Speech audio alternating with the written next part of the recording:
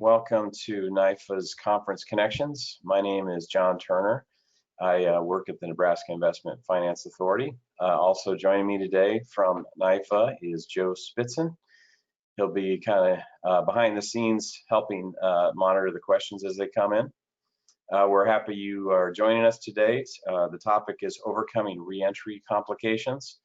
And this is actually pulled from our conference that we were supposed to have in March. And that's what started these conference connection webinars that we've been doing. We wanted to bring those to the people, and because of the pandemic, we've been able to showcase many of those. And all those are available on our website, nifa.org, or you can go to our YouTube channel, which is NIFA Housing. At our conference, we always have exhibitors and sponsors, so I'd like to just feature some of those real quick. This year, we were going to have the All Doors Lead Home Coordinated Entry as an exhibitor, Legal Aid of Nebraska, and Selden Company, also exhibitors, and our sponsor was Sugar Creek Capital.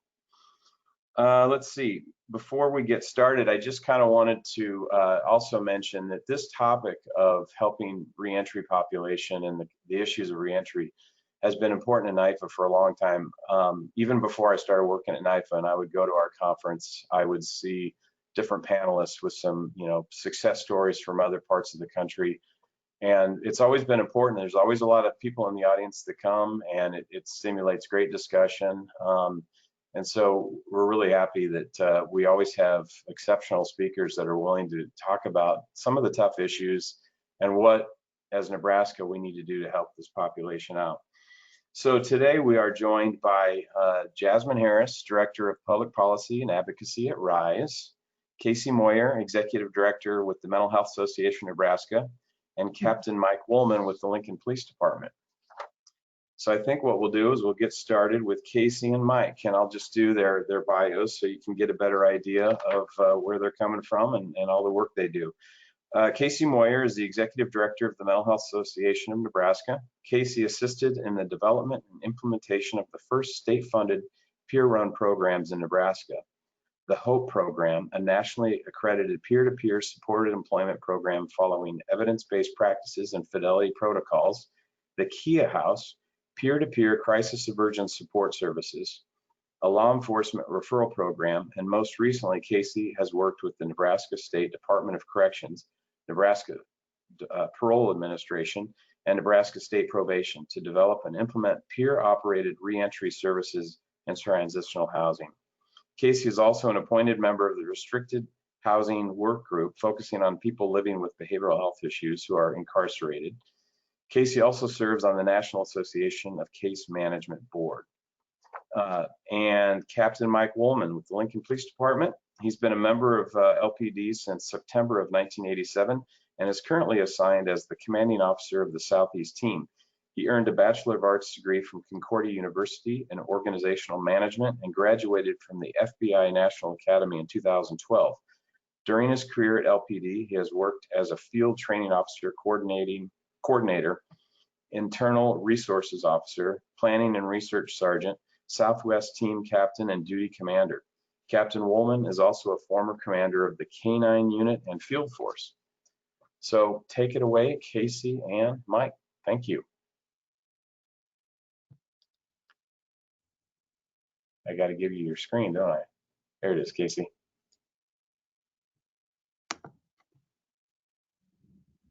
Thank you.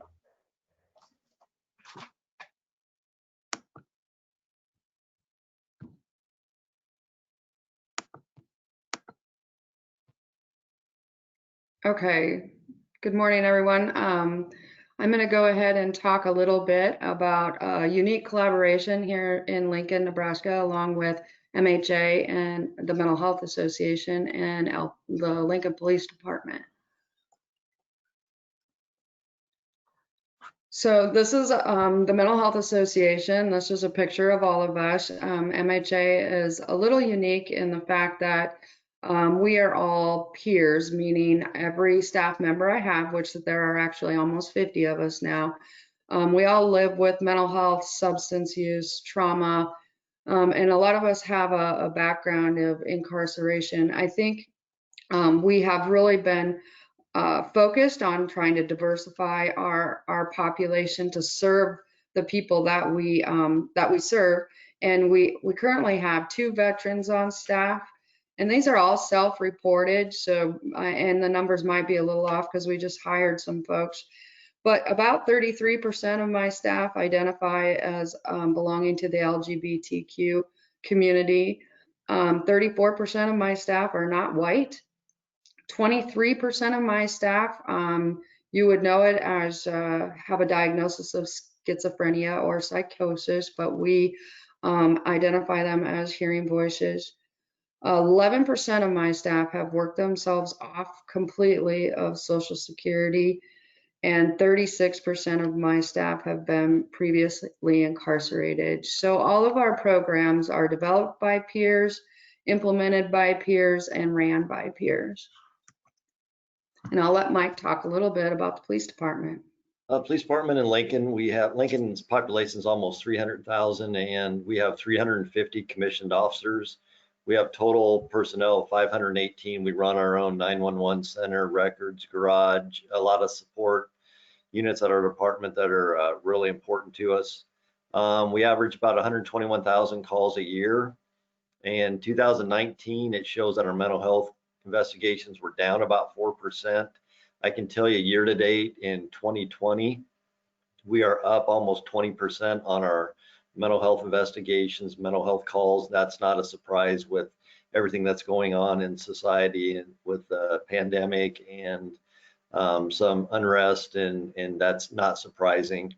Our EPCs, which is emergency protective custody, those were up about 10% last year.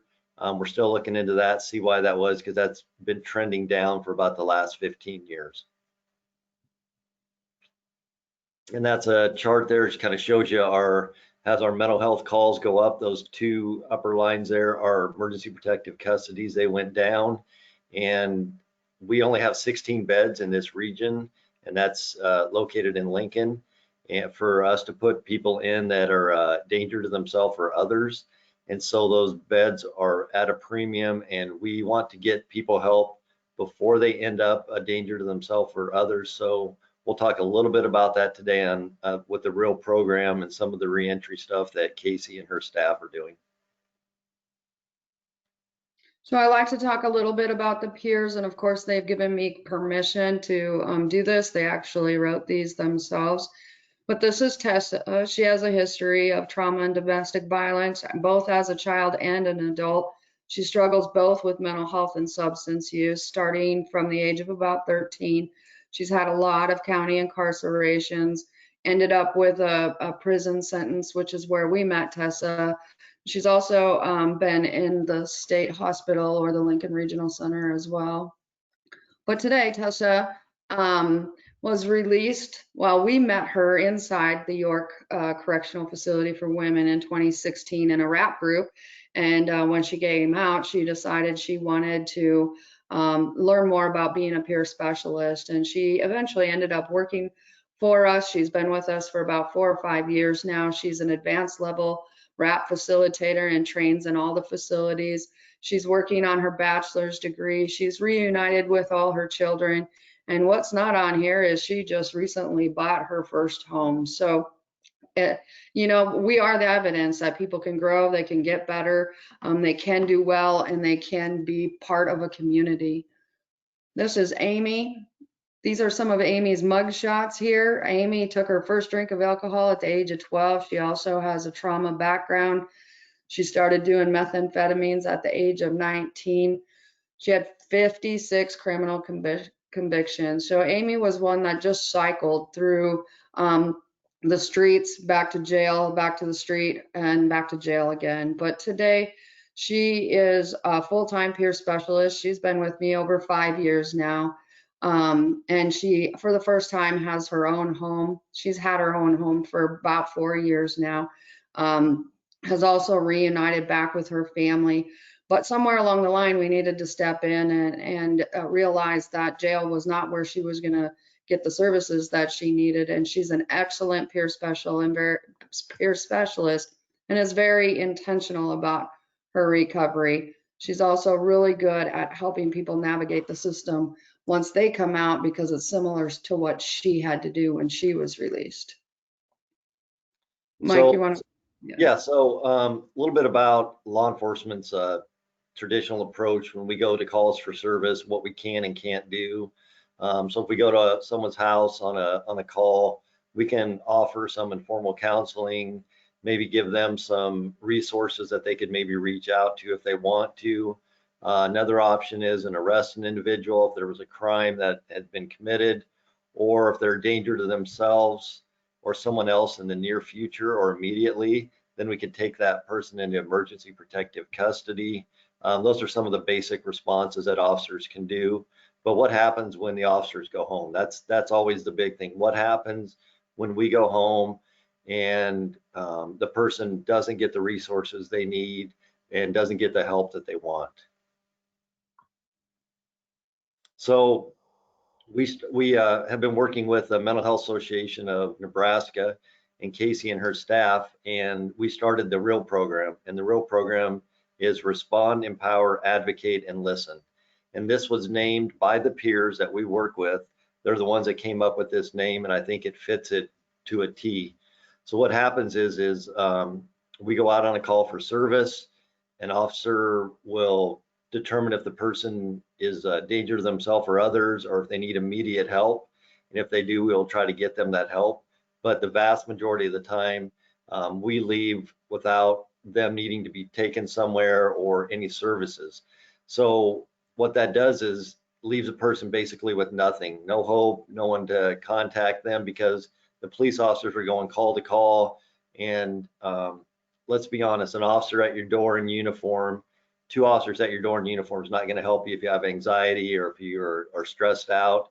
And we know that, but we have worked for years with Kasey and her staff to do this referral program, where we made over 4,000 referrals since 2011, roughly 5 to 6 a week. And we've also realized that we needed to train other people in the community, because our goal is to get to people that need help early, before they get to the point where they're a danger to themselves or others, or danger or lose hope. And so what we want to do is we've given presentation to landlords, for instance, because they may see somebody's behavior change before the police department is called on somebody. So if they're playing music loud, maybe they're hearing voices. If they've got a lot of things going on, that landlord's going to see that change, and they've made referrals to Kasey's peers. So over 90% of the officers have made a referral to the Mental Health Association. It's part of our culture. The officers are trained in the academy by our mental health officers on the department, but hand in hand with the peers from the Mental Health Association. And they get to know that these people living with mental health are out there trying to do the best they can, that they, and Kasey's staff has proven time and time again, that they can be successful, they can have a job, they can get married, they can buy a house, they can have a car. And although they're living with their mental health issues, they're very productive in society. And so the officers get to know them from the day one in the academy, and it's just part of our culture. Kasey, you want to talk about recovery model and diversions from higher levels of care? Sure. And so we really focus on the recovery model and staying out of the clinical model. None of us have the credentials to be given advice or doing therapy or counseling or any of that. All we can do is talk to them about hope, resources that are available, some of the barriers and how we've been able to get around them, but just share our story and share that recovery is possible, and let them know that the opportunities are available to them as well. A lot of folks don't even know what the opportunities are. So the whole idea is to divert people from higher levels of care. Of course, we want people engaged in community services, but we also want them engaged in natural supports, being on a baseball team or going for coffee with friends, going to movies, participating in their community and being a part of their community, and not just stuck in a criminal justice system or a behavioral health system. So how does this referral program work?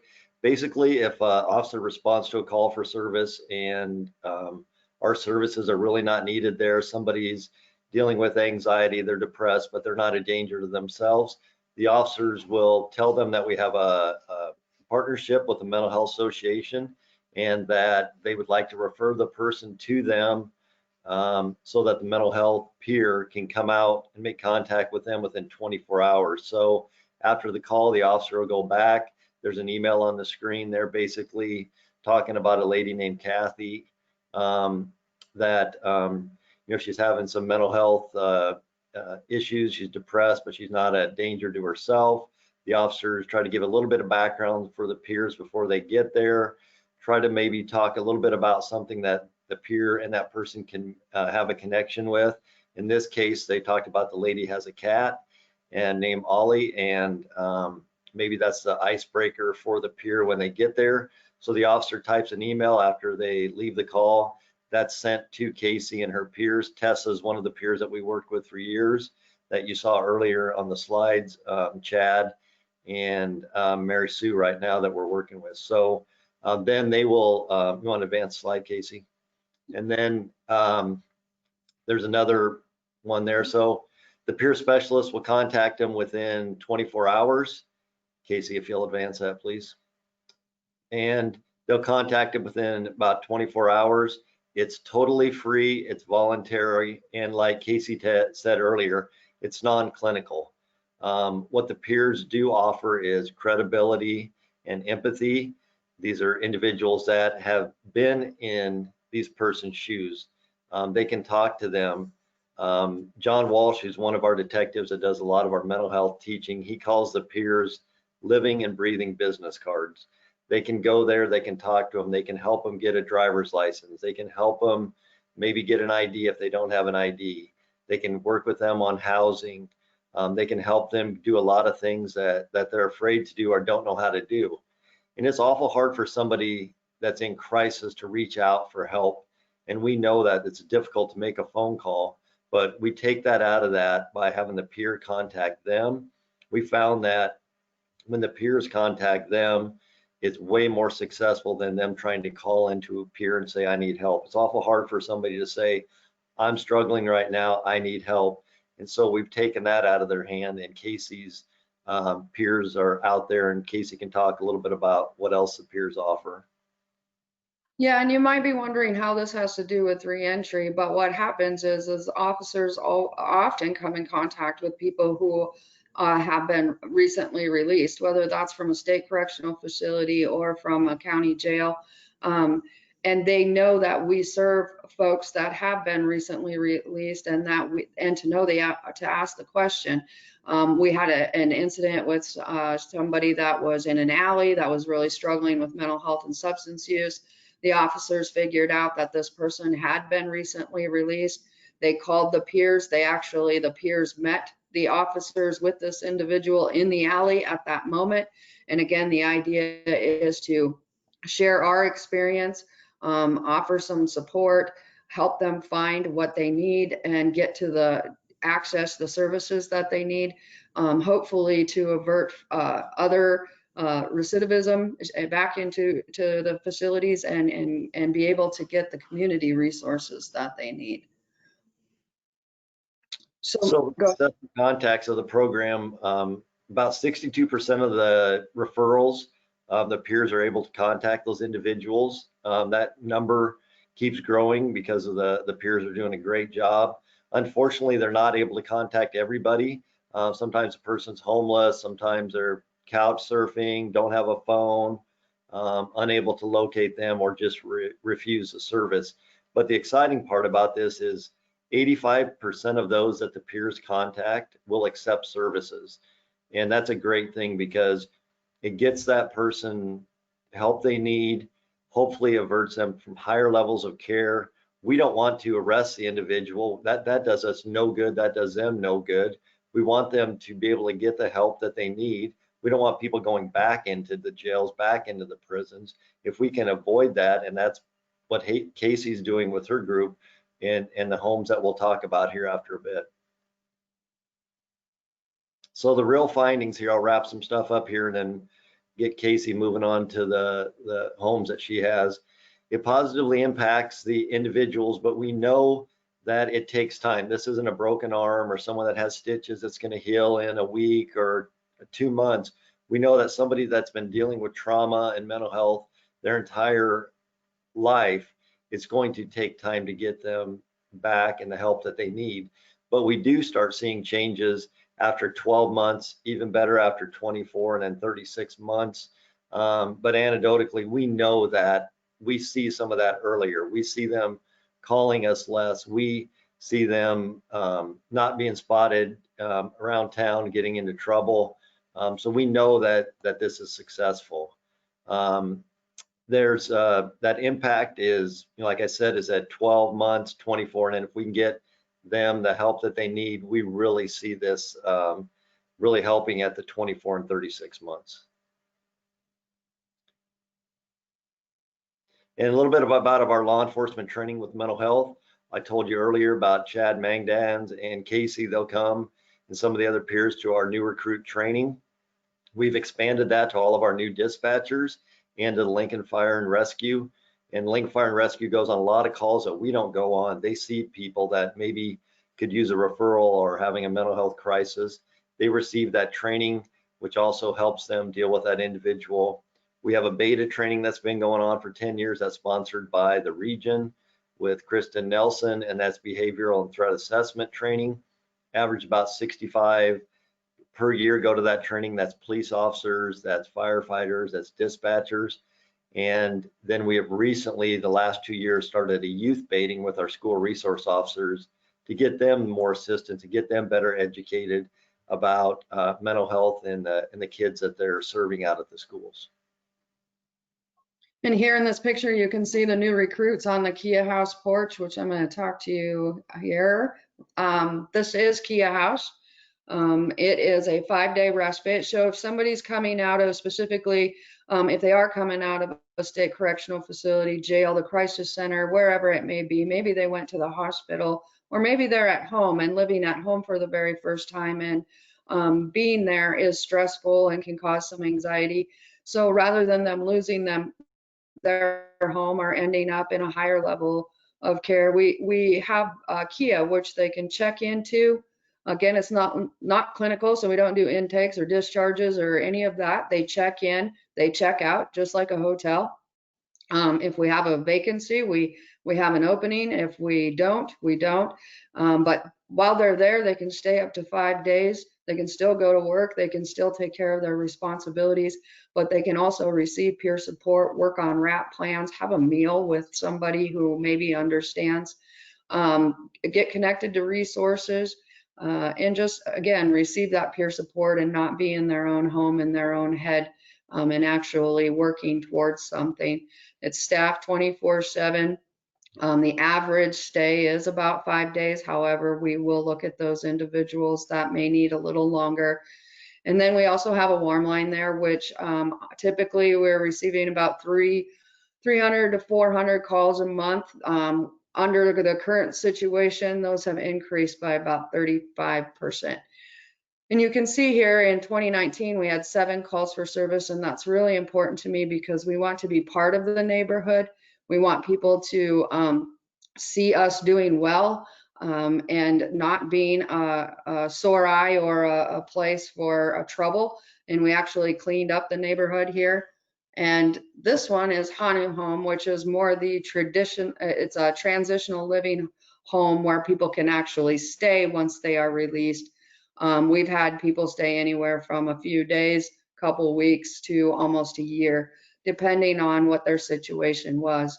If we have folks that are being incarcerated at a very young age and being released in their 30s and 40s and have never had a job or never paid rent, or many of them have never drove or budgeted anything. I mean, you're learning from an adolescent perspective. So those folks coming out in 2 weeks, 3 months, 6 months is not long enough.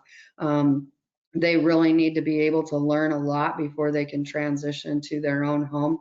And then once they get to their own home, we also make sure that we follow up with them and continue to give them that support.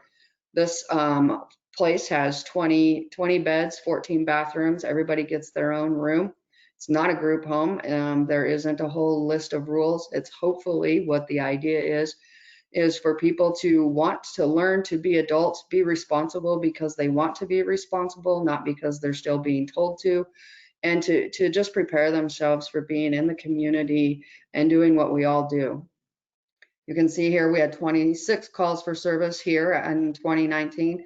I can tell you most of those are drug related. Every once in a while we get a batch of people in, just like the work release centers and the prisons.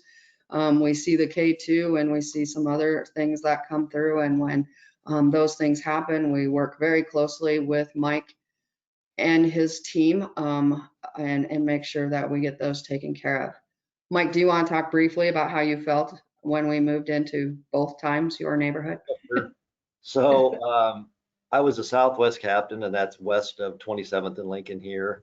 And when the Keya House first was proposed in that area, there were neighbors that were concerned. There were police officers that were concerned. I was concerned, and that we would have high calls for service there. There'd be problems. We'd have neighbor issues, but that couldn't be further from what happened. The 6 or 7 calls that we were there in 2019, majority of those calls were actually somebody reporting something to us that happened somewhere else. It wasn't that there was disturbances or problems there. The neighbors love having them there. They know who the landlord is. They can call Kasey and any of her staff. They've taken care of things. They've become really good neighbors. And the HONU Home, when they first moved and started, was actually at about 49th, 50th and Calvert, and it was a 5-bedroom, and there were neighbors that had concerns there also, but the home that they moved into had issues before. And so when Kasey and the peers and the people that were coming out of the prisons lived there, the calls actually went down at that location. And since Kasey's moved into the HONU Home here, there was concerns from the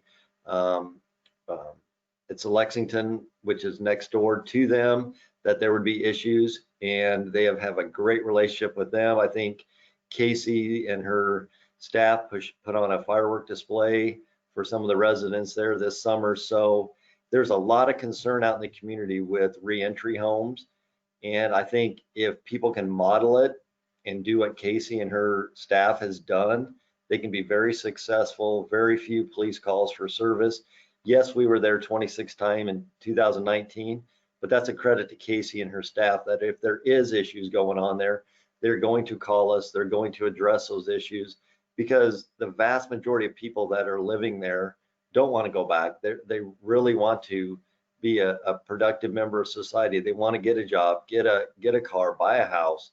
And if somebody's there that's doing things illegally, they also want them out. So there's been great success stories out of the HONU Home, and it's really a place where our police officers on the Southeast team, although we backed off during COVID, we do stop by there. We want them to see the uniform. We don't want them to be afraid of the uniform. We want to at least get to know them.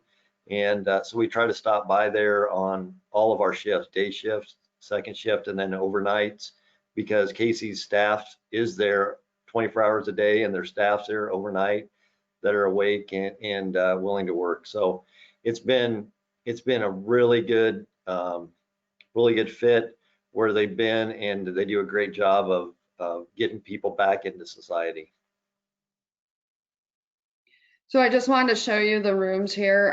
They're absolutely beautiful. I always say, it reminds me of a Pottery Barn magazine or something, but we did not pay for these rooms. Nonprofits don't have the money to put thousands of dollars into each bedroom.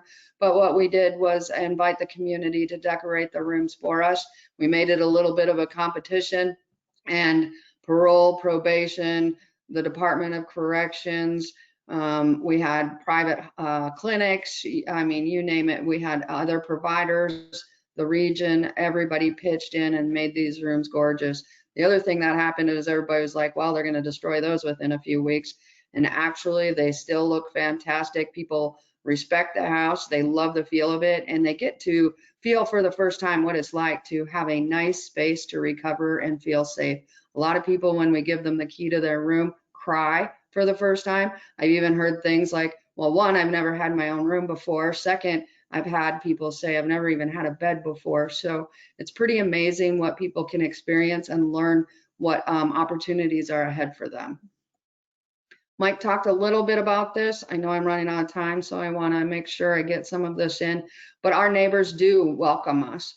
I even put pictures of them in here. This is Julie, Candy, and Ted. And Julie is the events planner for the Lexington Assisted Living, and she plans events with us to help support the elderly that are next to us. And like Mike said, we did a firework show. We worked together. We've done backyard parties and brought in music and all kinds of stuff with them. Candy is very supportive. I talk to her on a regular basis. She's the director of the Lexington.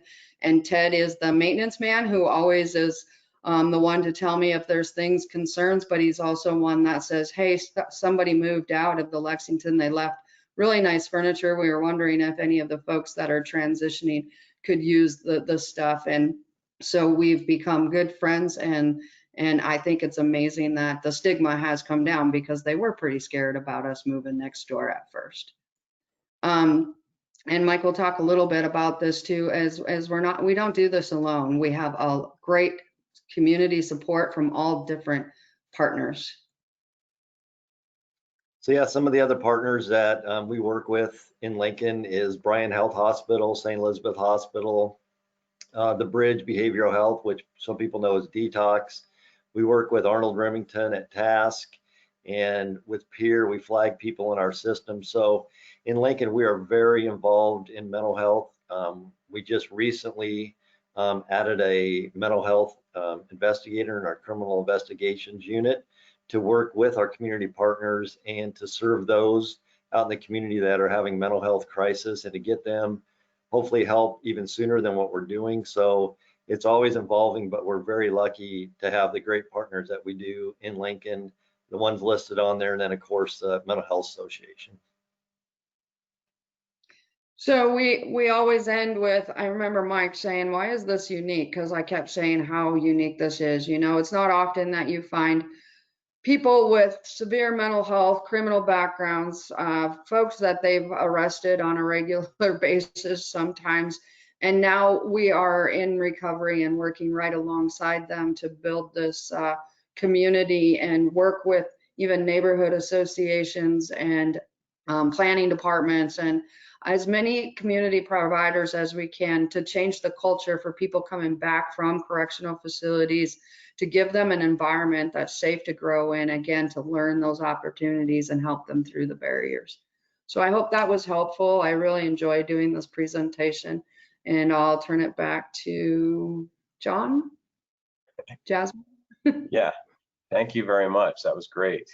And I did forget to mention that if anyone has any questions, put them in the question feature, and then we will get to those. We actually did have a question during your presentation, but Captain Mike, you answered it. Someone asked a question about, do Lincoln police officers have training in mental health first aid or similar? So I think the behavioral threat assessment training. Yeah, and one thing I'll add on that is in our academy, the training, we go over a lot of the different, you know, someone has anxiety or depression, schizophrenia, some things you can look at, but we also do go into medications and why people don't take their medications and all the side effects. And so those officers are getting that in the academy. So they have an understanding as why would you take a medication if it's going to make you nauseous or dizzy or make you feel lethargic, worsen what you're feeling mentally. And so the peers have been just outstanding with some of the stuff that they've gone through. And hopefully, since I got hired in '87 to where we are now, that culture has changed. It's right in the forefront of what we do. And like I said, our mental health calls have gone up 20%, but that doesn't include domestics and check welfares and missing persons and all the disturbance calls that mental health is what's the underlying reason that we're there. So no, it's a great question on training. We continually try to get more and more training for our officers, and we'll continue that down the road. Very good. All right. Well, thank you. Next, we will feature Jasmine Harris. You've got the screen now. Okay. Jasmine Harris is Director of Public Policy and Advocacy at RISE. which works with people currently and formerly incarcerated on employment readiness, character development, and entrepreneurship. Jasmine has been involved with promoting change in the Omaha community through various efforts. She has received the Omaha NAACP Freedom Fighter, 10 Outstanding Young Omahans, and the Great Omaha YP Change Maker Awards. All right. Thanks, Jasmine. Good morning, everybody. Can you all hear me? Yes. Awesome. Thank you so much for having me here today. What I'm going to be talking about today is the policy efforts and implications when we're talking about working with people to overcome reentry complications. Is my screen showing the presentation? I'm pressing buttons and I have no idea what's showing right now. Yes. Yep. We can see your PowerPoint. Awesome. So a little bit about me from the Omaha area, and my background is in public health. And majority of that had to do with substance use prevention. So working to prevent the use of alcohol, tobacco, and other drugs here in the Douglas County area. And what that looked like was more focused on youth and how do we prevent youth from using substances. And what that started turning into for me was there's a cycle that happens. There were people who would work on the criminal justice side, working in the court, things like that, who would then start coming over to the prevention side. And for me, it was like, I understand how important prevention is at the adolescent standpoint, but what are we doing when people are coming out of incarceration? And if everybody is leaving that side of the system to just focus on prevention, we need people who are still going to be focusing on everybody coming out of incarceration, because we know that there are so many barriers that people have to face when they are coming back home. They shouldn't have to face them, but we know that they are going to face them. So for me, I wanted to take all that I learned when it came to policy and prevention and take it over to the side dealing with incarceration and people coming home. And also a lot of that had to do with my background, as I had touch points with the criminal justice system and I had misdemeanors. But because of those misdemeanors, I was out of a job for almost 2 years, and just different barriers that I had to face. And I said, if I'm having this much trouble with misdemeanors, then what are people with felony convictions going through? It has to be horrible, and we have to ensure that we are working together to make sure people aren't facing these barriers as they're coming home. Throughout the time that people have been working on reentry, there have been different things that people have said have worked better, things that people have tried, and we're trying to understand what are the best practices to keep people from recidivating and going back into incarceration. You hear a lot that reentry doesn't start as people are getting ready to leave out, but reentry should start as a person comes into incarceration. And from that day one, they should really be focusing on how are they going to, quote unquote, do their time to ensure that they have a successful reentry. And over the time, people have looked at different things. And right now, I think what a lot of people are gravitating to is this 5-key model for reentry. And this was developed by Dr. Carrie Davis Pettis, and she's out of, I think, University of Southern Florida. I might be giving the university that she's at. But what this model for reentry looks at is the whole person. How do we ensure that someone who is coming home after incarceration, who faces the barriers that are there, are still going to have a successful reentry back home? We have to look at these 5 keys because the wellness of the whole person is what's important. They face barriers that have to do with employment, housing, transportation. There are family barriers. There's so many different barriers that people face. But if we aren't looking at the well-being of the whole person, then that reentry may not become successful. So what people should really be focusing on, if they're really talking about doing reentry work, it has to really look at healthy thinking patterns for people, positive relationships, positive social engagement, meaningful work trajectories, and effective coping strategies. And so we know that as people have been involved in criminal behaviors, people who have used substances, have mental health conditions, sometimes the thinking patterns are thrown off because of what they've gone through. We know that as the brain develops, the brain develops patterns. So if something is repetitive, it becomes ingrained. So really focusing on those healthy thinking patterns. How do they cope when they come up against a barrier? When they come up against something in life that triggers them? People, in order to be successful, have to be able to navigate the ups and downs of just regular life. And then when you throw in barriers on reentry, that just trips it even more. Positive relationships. Who are they involved? Who are they hanging around? We have to ensure that people have a support system. Positive social engagement.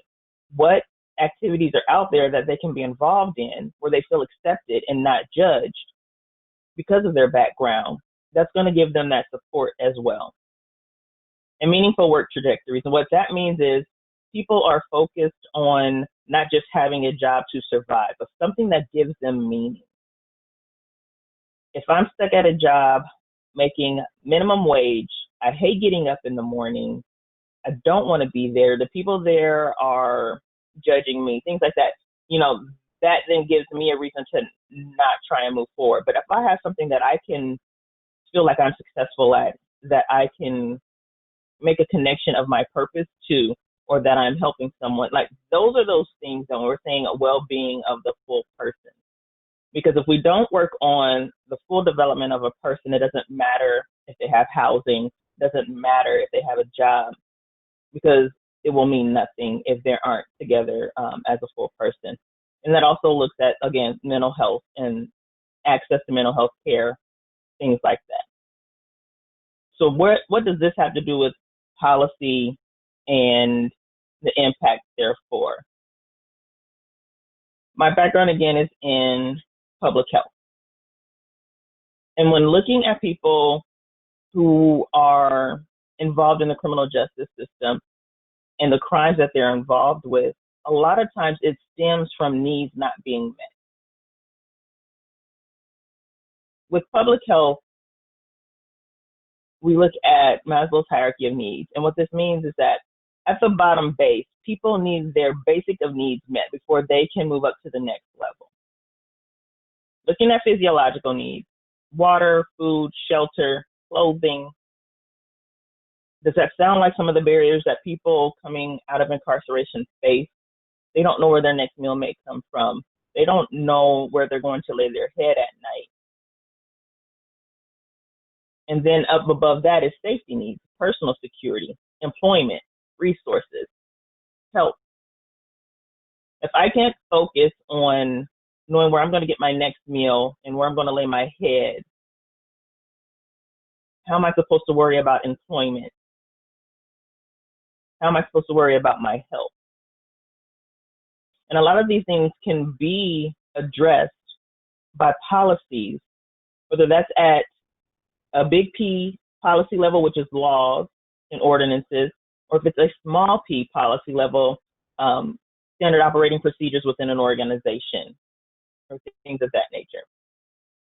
So I really am asking people to look at it from a public health standpoint when we're talking about what does successful reentry look like for people, and how do we involve policy in that level. And with this, I'll kind of take an overall approach of what RISE has been doing and what is being done in different areas, and how we can have policy efforts make an impact in our state. So looking at a micro level, that's contained systems. That's individuals, families, relationships. And I think how MHA is working, a lot of that really helps with that individual level too. And it'll also move into the meso level as we're talking about community.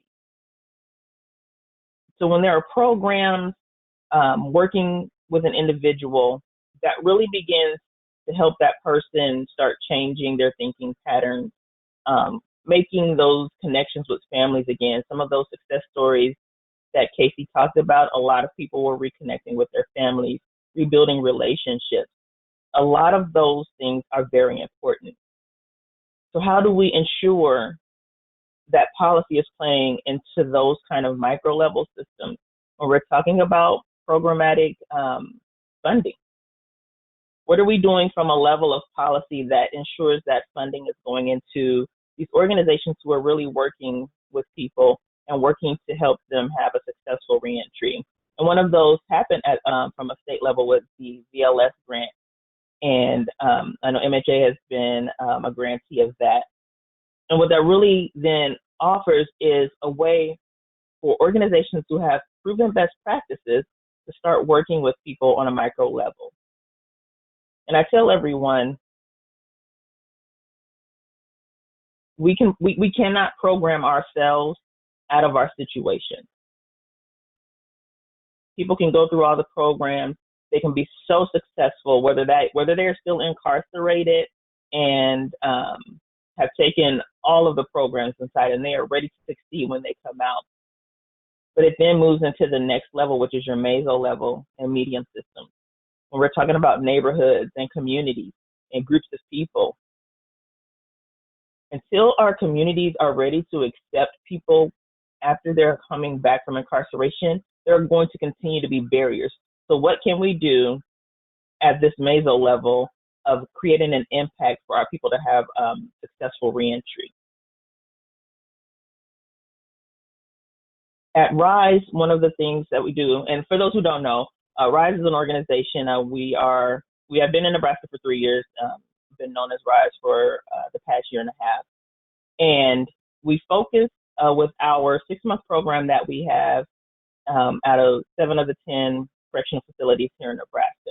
And our focus is working on individuals for employment readiness, character development, and we include entrepreneurship training. And one of the biggest parts of that pre-COVID, since we can't do it right now, is that we took groups of volunteers into the facilities as we did our business coaching days, and we've had our business pitch competitions and graduation. And what that offered was an opportunity for people to come in and interact with individuals who are incarcerated. A lot of them from businesses, they own their own businesses or they're in hiring positions at those businesses. A lot of people who are from church organizations. So it's people who may not have normally interacted with someone who has been incarcerated.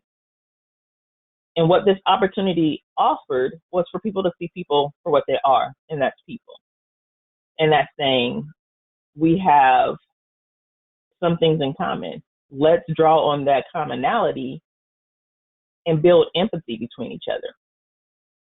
And we found that that is kind of a meso level impact.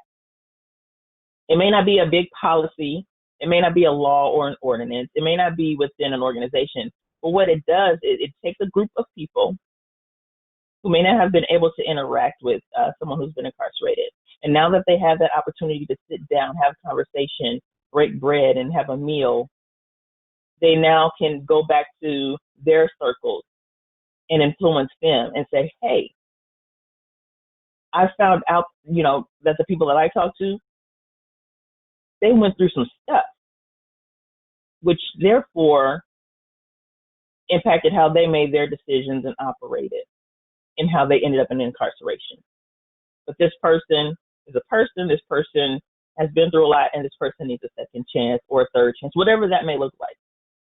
So then that starts growing. And at this point in time, we've had over, I think, 600 people come in and volunteer, and that's unique volunteers. And we've had people who come back and volunteer time and time again. And so in this COVID-19 era, we've been doing a lot of digital volunteering opportunities where people are able to sit down and read resumes and really dig in and give great feedback. And so other people are also now starting to see, even though it may not be face-to-face, how is my attitude and the biases or preconceived thoughts that I have about people who have been incarcerated affecting them as they come home? So those are some of those medium system kind of meso level efforts and impacts that can happen with policy. Because now that we had so many people come in and we've had CEOs come in from their jobs, they're now saying, hey, I want a group of our people to go in and volunteer.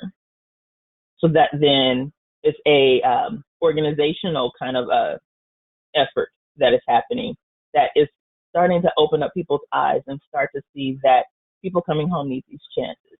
So then what that then does from a policy level at employment, starting to open up those opportunities where a lot of these employers may have had their policy in place that says, no, we don't hire anyone with criminal history.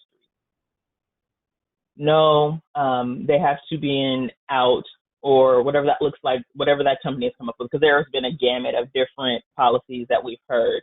There's even been the argument that our insurance company won't let us hire someone with a criminal history.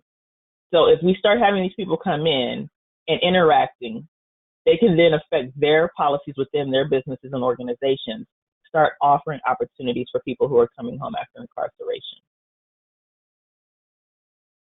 And then a macro level. These are large systems, and this is where now my position comes into play. I started off at RISE as the post-release program manager.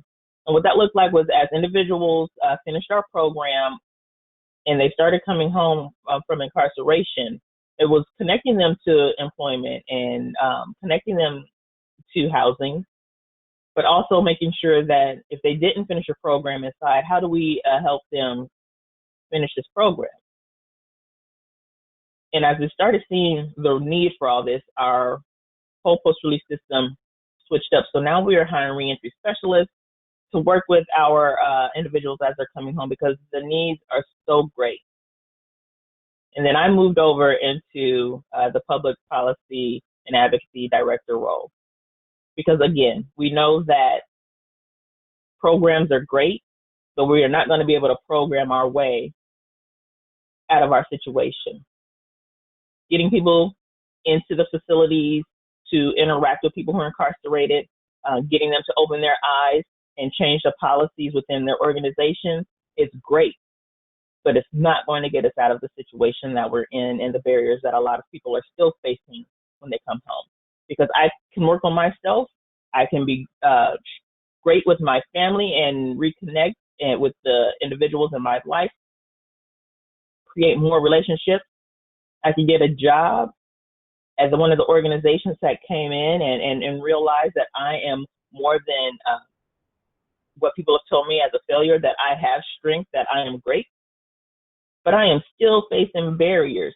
And so that's when the macro level large systems come in. When we're talking about policies and laws, when we're talking about legislation, when we're talking about full systems. And a lot of people, when they talk about criminal justice reform, I don't think they understand the complexity of it. I think when people hear criminal justice reform, it's just one system and it's going to be there. You can handle that. When we're talking about criminal justice reform, there are so many systems within that system itself that we have to really drill in on each system to start seeing the change that we want to see and how that impacts successful reentry for our individuals as they're coming home. With RISE, this was our first year getting into the legislative side of things here in Nebraska. And I had to create, what is our policy agenda? What are the issues and the goals that we're focusing on? And what I wanted to ensure is that when this was created, that we brought people to the table who are system impacted. I wanted to ensure that we created opportunities for people who have been system impacted to have their voices heard and their concerns heard at those policy levels. And in order to create that change, I wanted to ensure that there was a coalition of people there, not just RISE, so that there was more organizations who work on this, that there are people who are impacted by the system, that those employers who have come in, who understand now that they're at the table as well, because it all has to work together to achieve what we want to see. And that this change isn't just at a Nebraska state legislative level, but that there is change at all levels of the government. Because as we saw with Kasey and Mike's presentation, that's just within Lincoln, and they have a great program with there. So what is Omaha doing? What is Grand Island doing? Are there other ways that we can impact, even at a local level, how people are being treated as they come home, and what barriers are they facing, and what are we doing there at those local levels that the state can't handle or that federal can't mandate down to ensure that people are succeeding as they come home. So looking at everything that comes across the legislative scene, and I'm probably getting ready to run out of time, so I'll kind of run through this part fast. Looking at what are our goals that we wanted to do here at RISE when it comes to policy.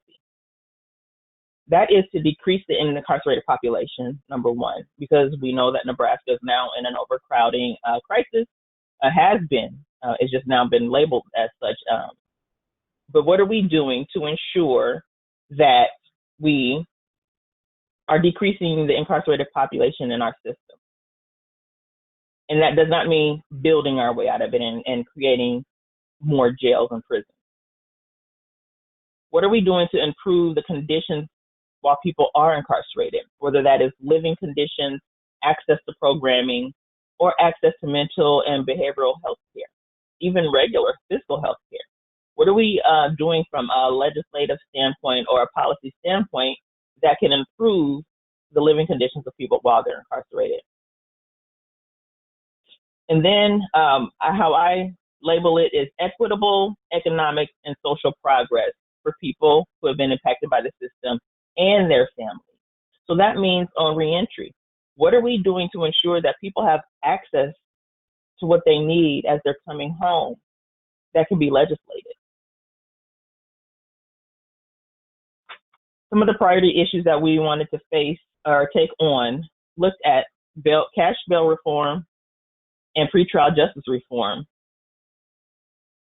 And even though that's not reentry, in a sense, it's all cyclic, and it comes back to that because we have a lot of people who come out and then are on probation or parole or whatever that looks like, or they may be out papers, but if they get into a bind again, they're back at the beginning of the system.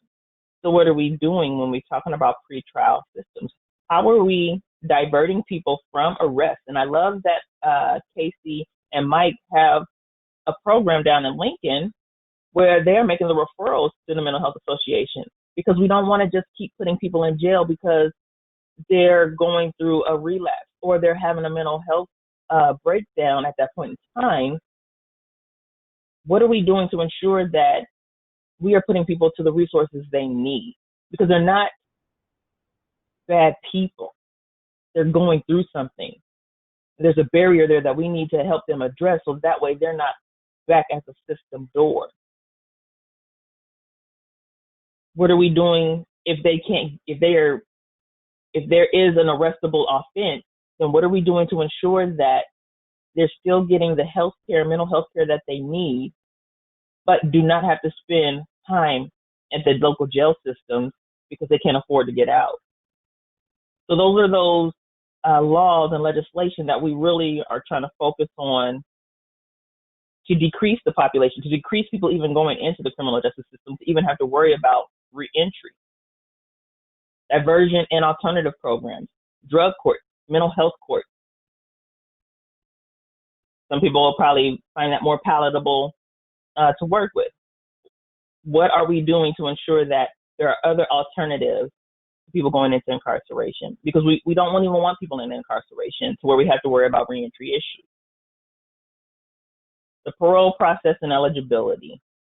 There was a bill up this past session from Senator Lathrop and the Judiciary Committee that would extend parole eligibility by 2 years to people who would be normally facing a mandatory release date. That was vetoed. That would have helped at least get more people the opportunity to become parole eligible, people who are working on their reentry. Some of the things that would help people as they are coming out, SNAP eligibility. There are some people who still can't get SNAP benefits as they release out because of a conviction that they had, a felony drug conviction. What purpose is that serving? So these are those kind of laws and legislative levels that we're looking at, and how we are really trying to work with the communities, work with elected officials to start addressing those systemic issues that prevent people from having successful reentry. Again, I could have been incarcerated. I could have done every program available, but yet I'm still going to face some kind of systemic issue as I'm coming home. And then that doesn't even leave me room to even talk about the racial implications for those systemic issues as well. We know that the criminal justice system disproportionately impacts our communities of color. And until we really start addressing those issues, all of this goes by the wayside. So a call to action, how do you get involved? The legislative session just ended. Right now, I think there is a call for senators to have a special session to address policing and criminal justice and racial reforms. So you can call your senator and ask them to sign on to that. And if that doesn't go through, we're in an interim session right now, and there have been a slew of interim studies submitted that focus on the criminal justice system and the juvenile justice system.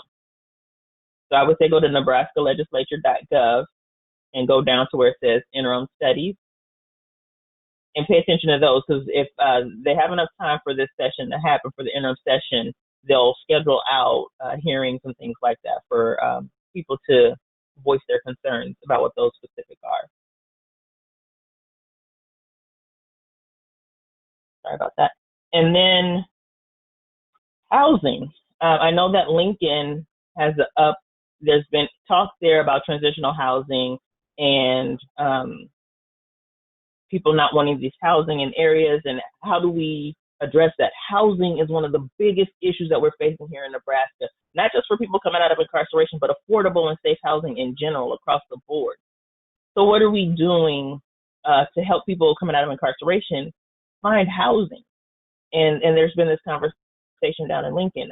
So there is a public open house, I think it's their planning department, on August 25th from 6 to 7:30, where you can put your input there on how do we ensure that people who are coming out of incarceration can get at least one of their basic needs met, which is shelter, so that they don't go back into having to find out what they're going to do to get housing, to get food. That's just one thing we can take away from that. So I would say get involved at that level too. Thank you.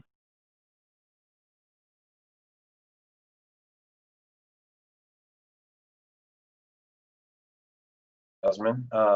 Yeah, great point about the open house next week. One of the things when Jasmine mentioned get involved, so I happen to be on a couple of committees with Jasmine and Kasey. One is the ReEntry Alliance of Nebraska, and that's a group. They have a website. I'm not sure the address of the website, but you can get on there. It's a group of impassioned people that are working together to do a lot of the things that Jasmine had mentioned. Director Frakes has been at that meeting before. I remember him saying that no entry is really better than re-entry. So how do we work on no entry? So I'm glad you brought up system issues. So thank you very much. And Kasey and Mike, if you want to hop back on and turn your cameras on, I do have some questions that came in. Thank you. Oh, and the other group is if I say this right, Nebraska Coordinated Reentry Initiative. I know that there's multiple groups within that. I'm on a housing task force with Kasey and Jasmine, looking at what current housing exists in Nebraska, like how many different transitional housing and Oxford houses, and how many different available units are there for people, and how do we get more of them? And like Kasey said, how can we help so they are the best for the people that need them. So they're trauma informed and, you know, peer support. So we're working on, you know, maybe doing a survey with people that have, you know, re-entered society. Like, what is it that you need and what you want? So yeah, I'm kind of excited to see where that takes us. All right, so the first question was, like, this was when Kasey and Mike were talking. It says, great program. We need more like this to help reduce recidivism.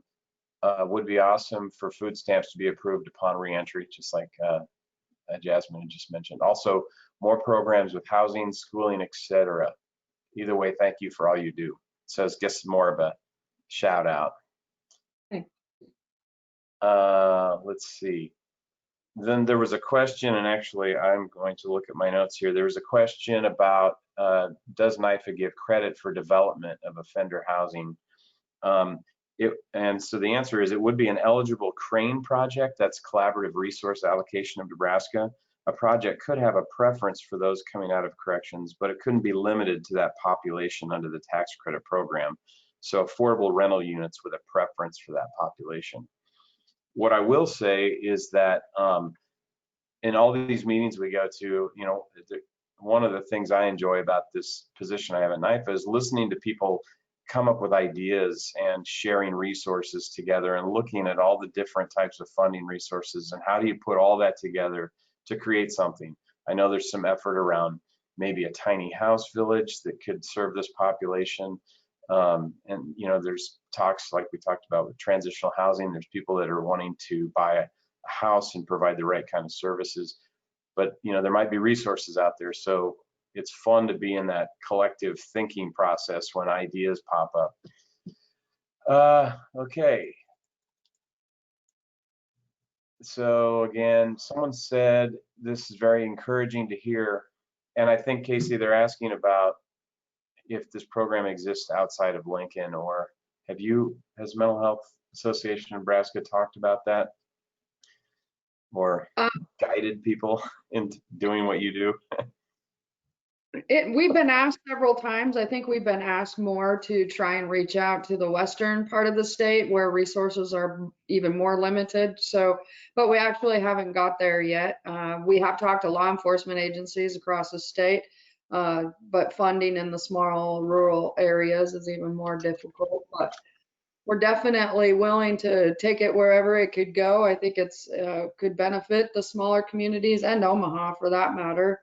And collaborating with some of the other programs in Omaha would be helpful. But at this point, we're just in Lincoln. So one thing that's great is, do you guys know how many officers have been trained across the state in beta? I mean, I think that number's pretty high, isn't it? Yeah, it's mostly in the eastern part of the state. I don't have the total. We try to get about 65 through a year, but maybe that 50, 55 of that's the officers. And that question earlier, they asked a little bit about beta training and what actually it covers. I looked it up when I was listening to Jasmine's presentation, and they cover PTSD training, brain chemistry, addiction and recovery, veteran suicide prevention, obviously threat assessment. They have a full day of threat assessment, psychiatric medications, which is a really good class, part of it. They do agency tours at the Keya House, the HONU House, and the Bridge, which is our detox facility. And then they do a hearing voices portion where the people in the class get to put on headphones and you hear voices and you get to actually experience what somebody deals with. And that's a key training for law enforcement, because when we get there, sometimes our radios are up, and if someone hears voices that really triggers them, we know maybe we can put an earpiece in, maybe we can turn our radio down. Just different things that they've experienced, which is is really nice for officers to get that feeling of that's what they experience. Okay, so now I know maybe I should approach them in a different way. So Kristen Nelson does a great job of mixing that training up every year, and it's been a 32-hour training, and it's really hard to get people into 32-hour training. So what we're trying to do is do 16-hour trainings, but do that twice a year and get twice as many officers or twice as many first responders with the fire and dispatchers into that training. So it's been real successful, but the region here in Lincoln's just been awesome on putting that together for us. Yeah, very good. I see someone did put the website for the ReEntry Alliance. Looks like it's re-entrynebraska.org.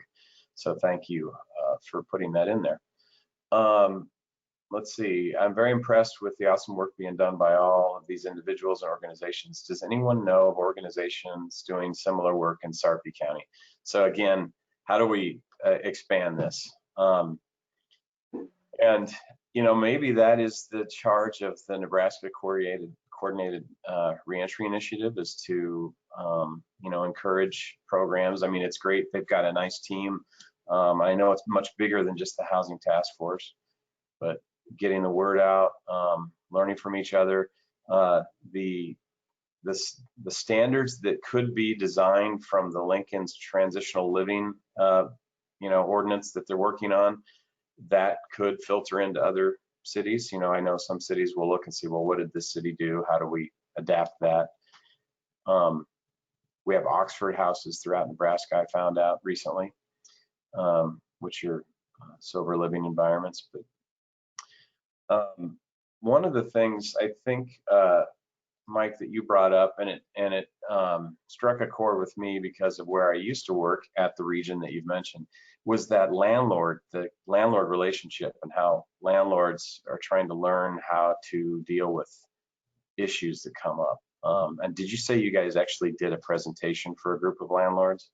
Yeah, we did. We've done a couple different ones with property managers and landlords. The area that I used to be at the Southwest team captain, that's just to the south of the Capitol. And that area down there is 95% rental. So we deal with a lot of landlords down there. And so we realize that if we could train them, they're going to see some of these issues or changes before, hopefully before it becomes a law enforcement or issue, and to get them help or hooked up with a peer before that time. And one thing I meant to mention earlier, you're talking about reentry, is we know that if we arrest somebody today and we take them to jail, that they're coming back out. They're coming back out on the street, maybe later today, tomorrow, next week. What we've done is we've done the referrals to the Mental Health Association, and a peer will go out to the jail and try to contact them before they come out and give them that soft landing so that they don't get arrested again. It does us no good to continually cycle these people in and out of the jail. Let's if we have to arrest them, and Kasey's always said people need to have, you know, be held accountable for their actions, but let's get them the help at the jail before they come back out, a soft, you know, help them get that soft reentry, a nice landing place, so we don't get called back and have to deal with them and arrest them. Let's get them the help they need so they can be successful. Great. Let's see, it looks like another question came in. How can other support service agencies like housing and employment providers and broader, more engagement advocacy by local law enforcement agencies? So I guess it's just, you know, how can we get more engagement from law enforcement agencies, it looks like? You know, I think Kasey and I have talked about it. We've presented to some different ones around the country, and it has to be a culture of the police department. I mean, I can tell you, when I came on in 1987, I didn't know much about mental health at all, about reentry, but we've changed that culture here. It's always evolving. We can always be better trained. We can always be better educated. But we found that we have got to work with partners in the community to be successful, and we've got to get people help. And someone in uniform at your door, it doesn't help with your anxiety. Like I said earlier, we're not the ones that's going to be able to take you to go get a license or get housing, but we can put you in the hands of somebody that can. And I think it's just a culture change. And I'd be more than happy to talk to any other agency that is out there that would like to do what we're doing here in Lincoln. And there's a lot of really good programs around the country and that people are doing, but it's been a great relationship with us, with Centerpoint and with Task and with Mental Health Association and Families Inspiring Families. So there's just a lot of things that we're working on. That Families Inspiring Families is a youth referral that we do, modeled after the real program so that we're putting parents into contact with other parents that have had kids that have had mental health issues and behavioral issues, and helping them walk through the steps and getting them the help they need. Because if we can get that at an early age, hopefully, they can get them the help they need when they're 11, 12, 13, and then they don't have that their entire life. So we're trying to hold a lot of different things here, and but we got a lot of really great providers in Lincoln. Yeah. I just want to piggyback off of what Mike was saying. It's going to take people to just start advocating for it. If you find that you can't stop thinking about it, that it's something that keeps pulling at you, just start speaking out about it and getting more people involved, reaching out to those agencies, because a lot of the agencies are nonprofit and they are needing dollars and volunteers. So just see where you can get involved at. And that's just the hands-on part of it, I think. It's also reaching out to the elected officials and to the public servants, because that's what they're there for. If you're in a city and you're like, hey, I want to see something like the real program in Lincoln, and Mike led to it as well. There are other ones. We've talked about at City Council here in Omaha, the LEAD program, which is Law Enforcement Assisted Diversion.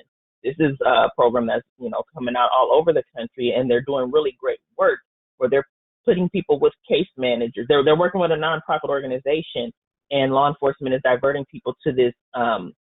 Hey, these are resources. They have a case manager. They meet people where they are. Do you need a meal right now? Let's go get you a meal. So it's really focusing on that. I think there's one called CAHOOT, Crisis Assistant Help Out on the Streets, and that's out in Eugene, Oregon.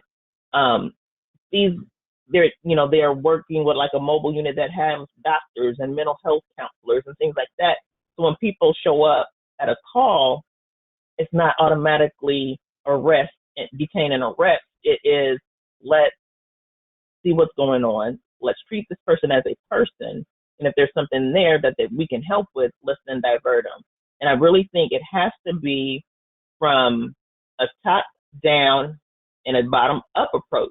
You can't, grassroots are out here doing all this work. We are advocating for things. We want change. But until your elected officials and your grassroots start realizing how that is impacting people, you're not going to get that culture shift. And so, like Mike said, it has to be a culture change. And that top person within whatever system that is, they need to be bought into it. So I really think it's getting them to open their eyes. And if they can't, getting them out. Yeah, great points. Yeah, I was thinking about when I used to do outreach work, case management, and maybe that initial time where I actually asked a police officer if they'd come with me to a home visit that I didn't feel quite right about, and just having someone kind of have my back, and that camaraderie that happened, and how we kind of worked as a team to kind of de-escalate a situation. In a way, I guess that's kind of, sometimes those relationships start with two people working together, and then it filters to the rest of the agency, or it filters to other officers. But I definitely appreciated that, and I utilize that in other counties as well. That was the last question. Are there any other final thoughts, comments you guys would like to make?